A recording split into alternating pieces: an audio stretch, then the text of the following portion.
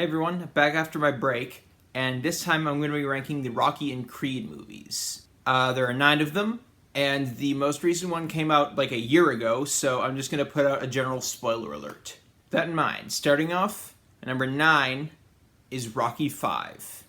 This one is the redheaded stepchild of the franchise, but it's still a decent time. The acting is good overall, the writing is decent. The director of the first movie, John G. Avildsen, is back, and you can definitely feel it. It has a similar look to the original, so that helps. Maybe not a similar look, but a similar feel to the original. The kind of feel that a director can bring. The fighting is pretty decent. It's not great, but it's more realistic than the fighting in Rocky V, and it feels more down-to-earth and gritty because of the storyline they went with. And this is part of why this is the redheaded stepchild. This is the only one where the climax isn't a professional boxing match. It's a street fight. And the fact that it's a street fight, is why Rocky has the edge. For all of Tommy Gunn's skill, he is still ultimately a boxer. Rocky could fight before he was a boxer, because he was involved in like the mob, so he has probably beat some people up for real. So of course he would have the advantage in a street fight. I'm not gonna knock you out this time. I'm gonna put you through the street. One more round. Come on, Rocky! Rocky, come on, Rocky!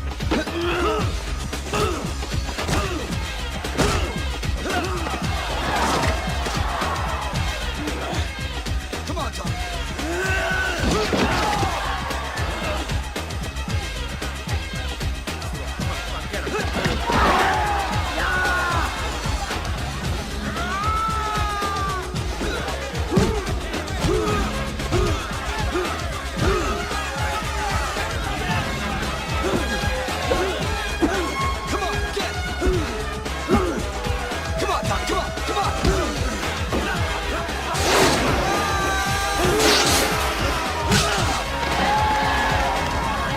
Although honestly, my favorite part of this movie is Richard Gant as George Washington Duke. He's not like the main character or anything, obviously, but I think he gives the best performance in the film. And he's also a pretty entertaining character. My score is 2.5 out of 5. Number 8 is Rocky IV. This is the peak of unrealistic boxing in this franchise. Like, look at the final fight. Is headshot after headshot, power shot after power shot. Balboa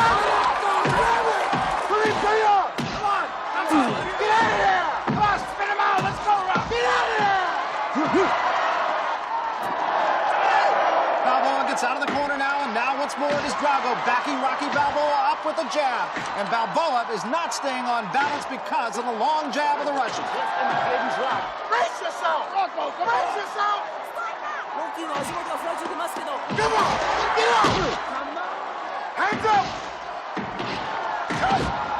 Touch him!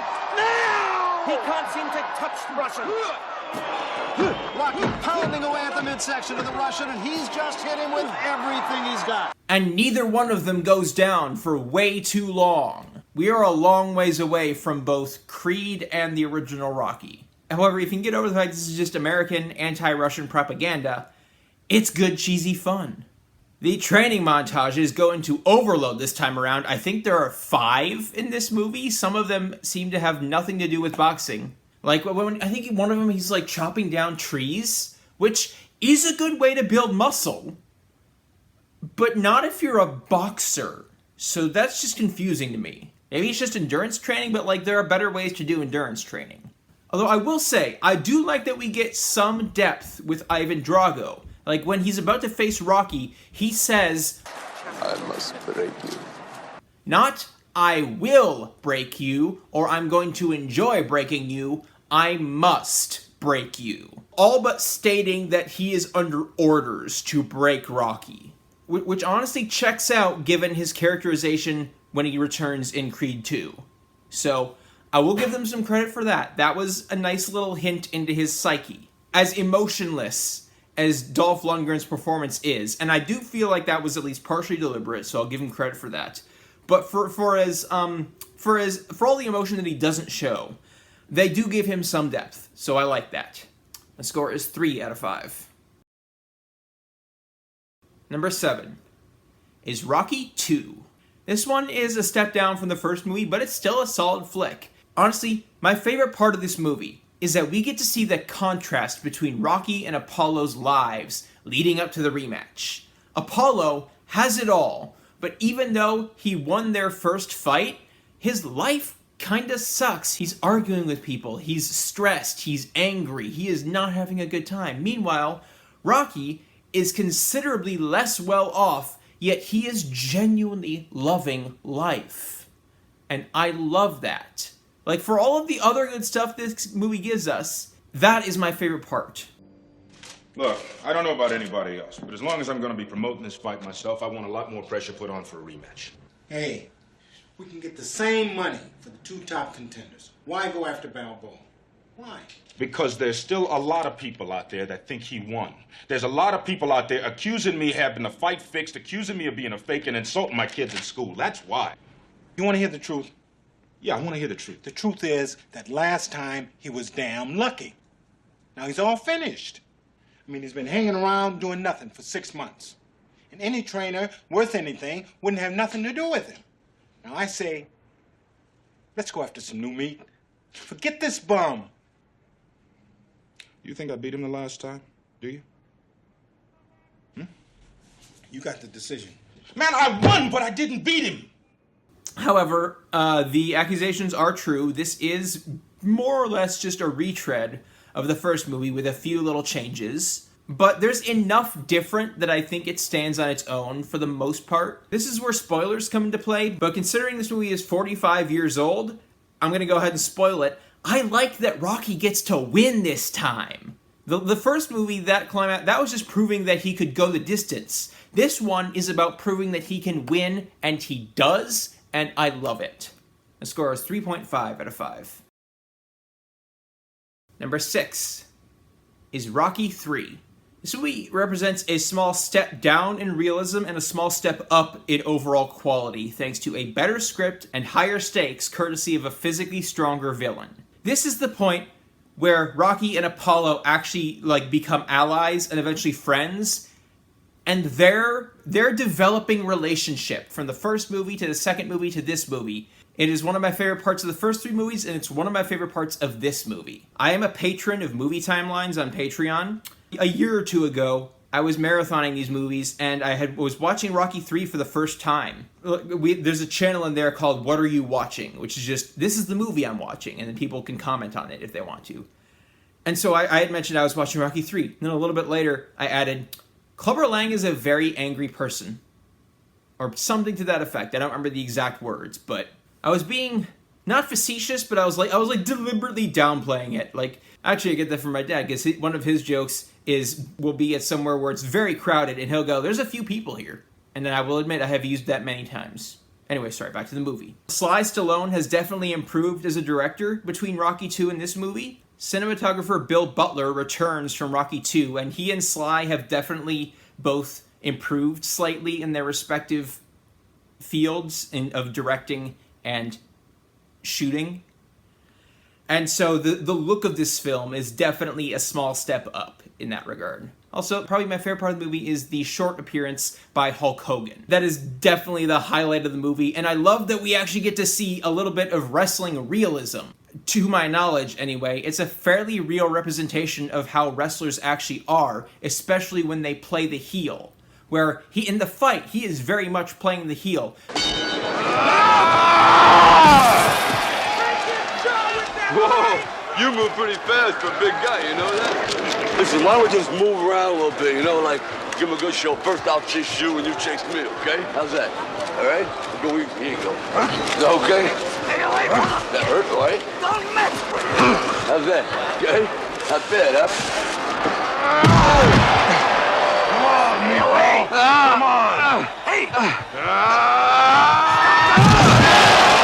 But as soon as the fight's over, he's like a completely different person. He's all buddy-buddy with Rocky. Hey man, that was a great fight. Well done. Are you all right? Yeah, pretty good. Good match. Hey, why'd you get so crazy on me out there? That's the name of the game. Well, listen, while you're still calm, can we get that Polaroid together? Yeah, sure. Adrian, come on over here. My wife, Adrian. My kid. It's thunder this. Al, would you do that? Okay, that's all right. You know, sometimes charity really hurts.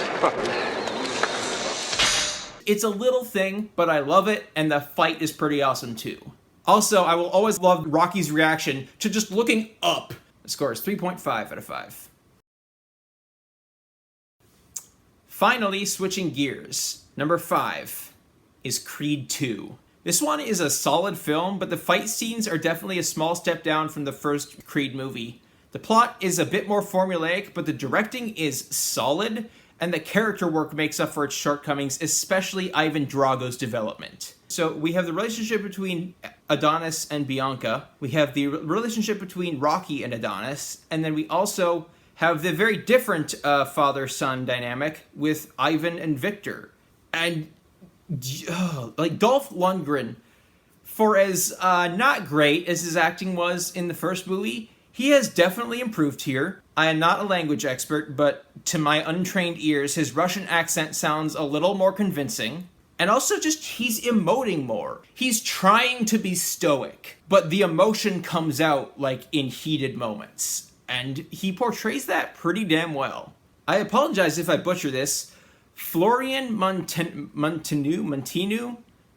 Florian, I'll just call it, because I know how to pronounce that. Florian is really fucking good as Victor Drago. You can tell, like, he wants to live up to his father, he wants to make his father proud, nothing else matters. Even if it means putting himself on the line for his father's pride. I don't think Drago has anything left, but he refuses to give up!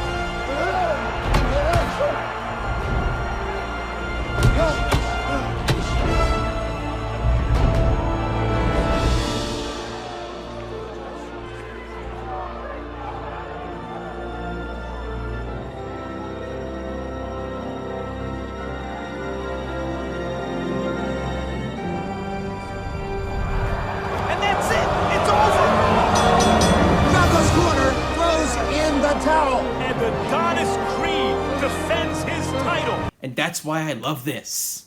My score is 3.5 out of 5. Number 4 is Creed 3.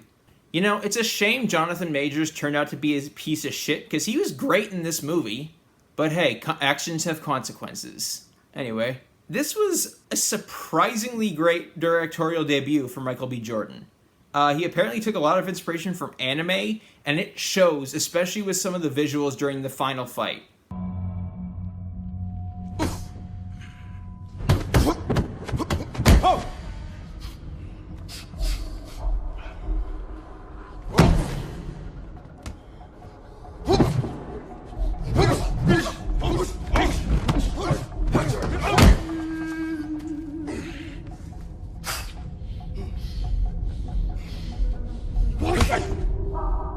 Like, the visuals were, like, he's seeing the cage as he's fighting. This symbolism there, that's something else.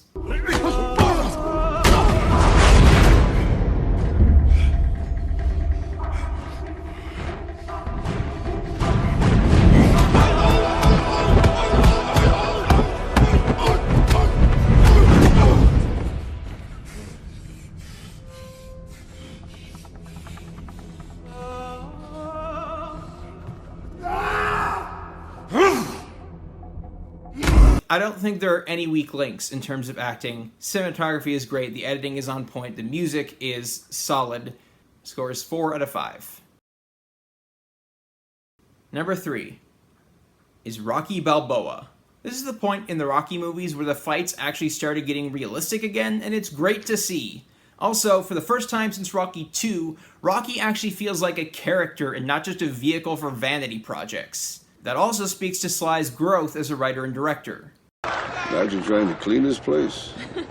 Oh, seriously. The antagonist, Mason the Lion Dixon, is played by real boxer Antonio Tarver, and, well, for one, he's a surprisingly solid actor, but then there's his characterization, which is interesting. In rewrites to the script, it's clear that the writers didn't really know what direction they wanted to take his character.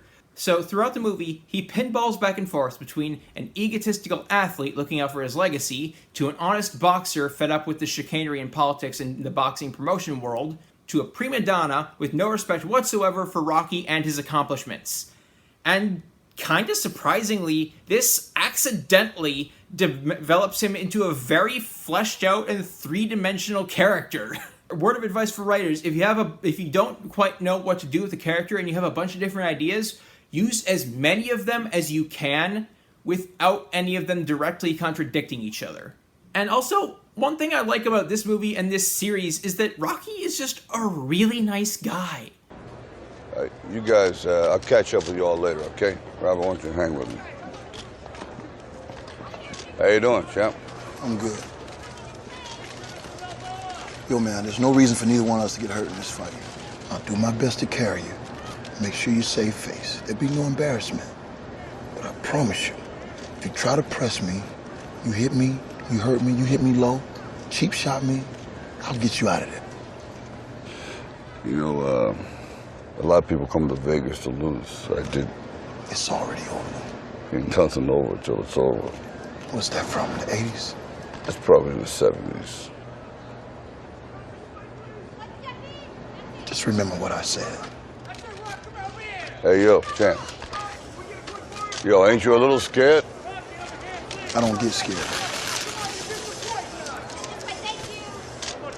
You know, I think you try a little harder when you're scared. Like, even when he's being kind of stupid, it's easy to sympathize with him because he's just a genuinely nice guy. It's wonderful to see. Also, I love that the final fight, like in the original, it's not about winning. It's about going the distance. And considering Sylvester Stallone was around 60 when he made this movie, he's still in pretty good shape and he still put on a hell of a fight. Because here's the thing, the fight was for real. I mean, obviously there were like supervisors and shit because it was scripted, but they were hitting each other for real. And it shows. And also, because in universe this is a televised event, they actually had a real crowd. Like, it was a real televised, or I don't think it was televised, but like it was a recorded event with a real crowd.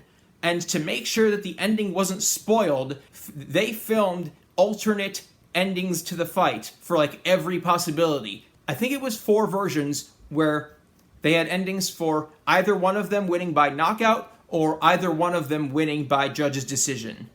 Which is honestly a good way to go about it, just to avoid spoilers. My score is 4 out of 5. Number 2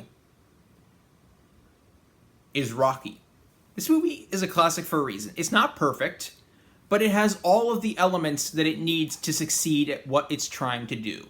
My main gripe with this movie is that some of the writing for Rocky and Adrian's relationship really hasn't aged all that well. Some of it is great. Some of it is nice and cute and believably awkward, and it works. Aren't you skating? Nah, I ain't skated since I was 15. You know, that's when I started fighting. When I was 15. Skating's kind of bad for the ankles, you know? Yeah. You're a pretty good skater, aren't you? You know, like I was saying before on the way over here, you know, fight used to be tossing me, but no more, you know? See, all I wanted to do out of fight was prove I was no bum, that I had the stuff to make a good pro, you know? You never got the chance? Oh, hey, you know, I ain't crying about it because I still fight. I kind of do it like a hobby. Overall, it works, but like, I'm gonna kiss you, you don't have to kiss back. I get what Stallone was trying to do, since he was the writer for this movie. He's trying to show that Rocky is helping Adrian come out of her shell. I get that. I like that. I respect that. I just feel like he could have found a better way to do that. So, I appreciate the intent, just not the execution. Aside from that, this movie holds up. The writing is great, the cinematography and the editing are on point, the music is classic and iconic. This is genuinely one of Sylvester Stallone's best performances. And this movie has a lot of the elements that the sequels overdid, but because it's the first movie, it doesn't overdo them. Like, we have the training montage, but it serves a purpose.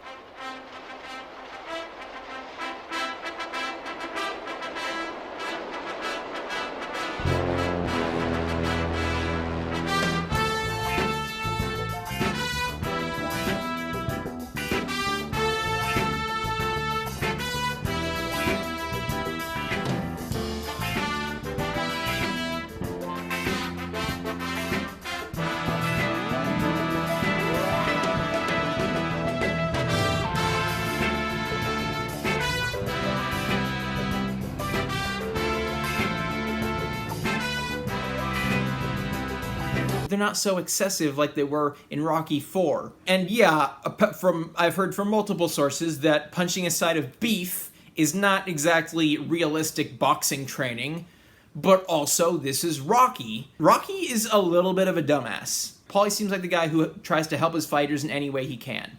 So, in terms of story and character, it works. So I can forgive it. And the final fight is just one of the best boxing fights in any movie ever. This, set the standard for boxing movies going forward. Scores 4.5 out of 5. Finally, number 1 is Creed. Ryan Coogler is such a damn good director, and it really shows here. The Warner fight scene might be the best fight scene in this entire franchise.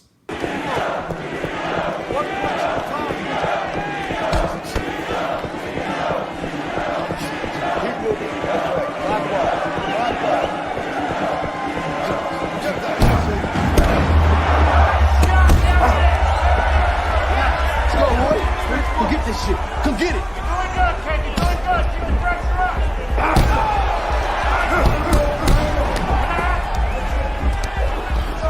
Wait!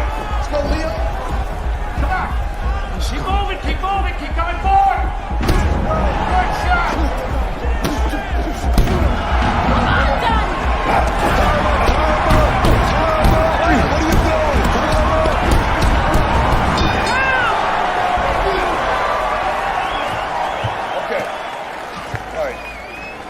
The acting is great. Everyone is putting in 100%. Michael B. Jordan is awesome. Tessa Thompson is great. Sly Stallone is still really, really fucking good as Rocky. The cinematography is great, especially during the Warner fight scene. The editing, likewise. The music is great. It uses some of the classic Rocky music, but it also has its own sound. It also has some new music. It's a nice blend of make it the same but different. So that was nice to see. It does follow some of the same beats as the original, but it does it differently enough that I think it works. Score is 4.5 out of 5. Hey everyone, what's your ranking? Let me know down in the comments. Like and subscribe and all that. If you don't like the video, tell me why. Try to be constructive. Then subscribe anyway, It helps me, but also you'll be notified when I upload new videos. And then you can watch that and you can tell me why that one sucks. Or if you're feeling generous, maybe tell me where I've improved. Or both, whatever the case may be. I have a Patreon with some exclusive content. If you're interested in that, that link is in the description. I'm also a writer, and I have the link for my AO3 is also in the description if that interests you. It's a little bit of everything from superheroes to Star Wars to some D&D-esque fantasy. That's all for now. Stay safe in these crazy times.